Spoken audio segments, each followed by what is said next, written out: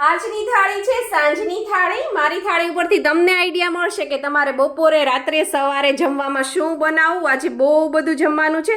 આ મેં બનાવ્યું છે બટેટાની ચિપ્સનું શાક છે, સાથે ગાંઠિયા છે, મરચાં છે તળેલા, અને પપૈયાનો સંભારો, મસ્ત મજાની કઢી, અને આ છે તાવડીની ભાખરી। અને આ ભાખરી આમનામ થોડી ખવાય, એની ઉપર નાખીશું આપણે 1 ચમચી દેશી ઘી, અને સાથે મીઠાઈમાં છે આ મારો ફેવરિટ કચ્છનો ગુલાબ પાક। આ બહુ જ ટેસ્ટી હોય છે, અને આવી થાળી જોઈને બધાના મોઢામાં પાણી આવી ગયું હશે ને। તો ચાલો બધા જમવા। આવી જ આઈડિયા, ટિપ્સ અને રેસિપી માટે સબસ્ક્રાઇબ કરો પૂનમ્સ ફ્લેવર કિચનને।